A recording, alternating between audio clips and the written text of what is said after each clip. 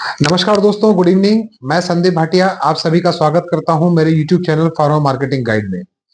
दोस्तों, आप ठीक होंगे ऐसी मैं उम्मीद करता हूं और मेरे बनाए हुए पिछले वीडियोस भी आपने देखे होंगे और आपको पसंद आए होंगे।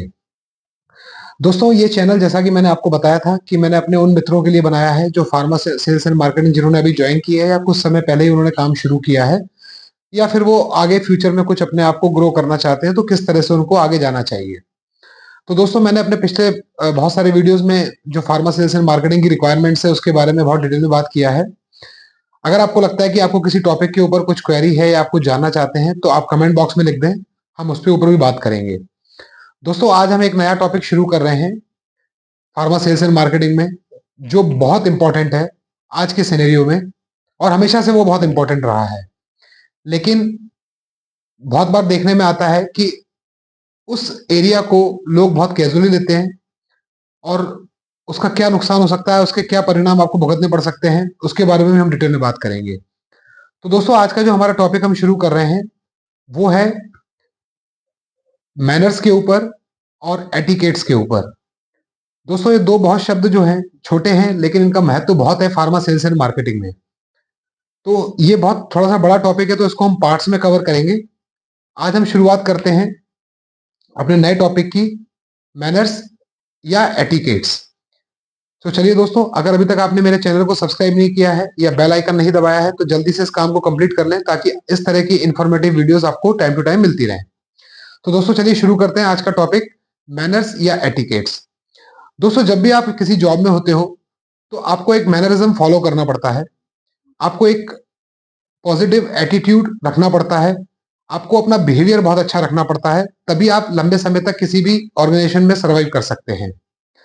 बट दोस्तों, आज के सिनेरियो में ये देखा गया है कि जो नए बच्चे आ रहे हैं, जो नए लोग ज्वाइन कर रहे हैं या जिनको कुछ समय हुआ है ज्वाइन किए हुए, वो इन चीजों को फॉलो नहीं कर रहे हैं। तो दोस्तों, क्या होता है, जब भी आप किसी क्लिनिक में विजिट करते हैं या किसी हॉस्पिटल में विजिट करते हैं तो आपको ये विशेष ध्यान रखना है कि आपको वहां पर अपने जॉब का डेकोरम मेंटेन करके रखना है।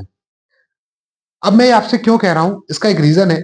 बहुत बार ये मैंने देखा है अपने कैरियर में या ड्यूरिंग फील्ड वर्क, मैं ऑब्जर्व करता हूं चीजों को कि जब आप किसी क्लिनिक में विजिट करने के लिए जाते हैं तो आपका बिहेवियर वहां पर काम करने वाले स्टाफ के साथ बहुत रूड होता है, या बहुत बार आप उनसे अच्छी तरह से बात नहीं करते हैं। अगर वो आपको कुछ समझाने की कोशिश करते हैं तो आप उनसे बहस करते हैं। ये बहुत गलत तरीका है। अगर आप किसी की प्रेमाइसिस में कॉल करने के लिए जा रहे हैं या किसी हॉस्पिटल में आप विजिट करने जा रहे हैं या किसी से मिलने जा रहे हैं तो आपको ये ध्यान रखना पड़ेगा कि आपको किसी भी इस तरह का बिहेवियर वहां पर नहीं करना है, गलत बिहेवियर आपको वहां पर नहीं करना है। अब आप अगर आप वहां पर जो रिसेप्शनिस्ट है या वहां पर जो सपोर्टिंग स्टाफ है उनके संग आप बहस कर रहे हैं, उनके संग आप बदतमीजी कर रहे हैं, उनसे रूडली बात कर रहे हैं, तो ये आपके लिए बहुत नेगेटिव इमेज क्रिएट करता है।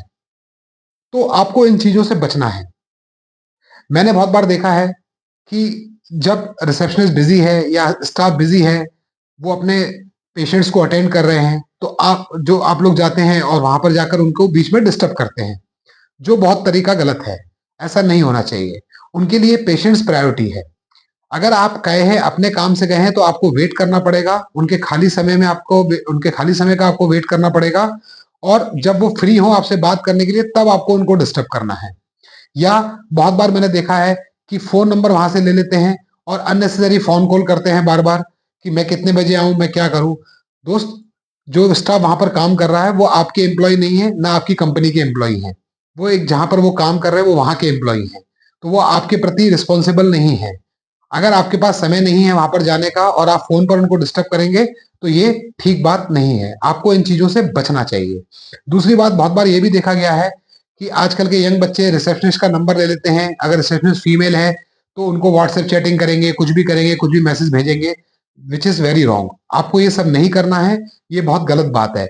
उन्होंने आपको नंबर दिया है ट्रस्ट के ऊपर, फेथ के ऊपर, आपको उसका मिसयूज नहीं करना है, ना उनको इस तरह का कुछ मैसेजिंग फालतू का मैसेज करना है। और अगर आपको क्लिनिक में विजिट करनी है तो आप प्रॉपर तरीके से वहां जाएं, उनका उनका उनसे बात कीजिए, वो आपको प्रॉपर तरीके से गाइड करेंगे। उनसे किसी भी तरह की बहस मत कीजिए। तो दोस्तों, आज के वीडियो में इतना ही।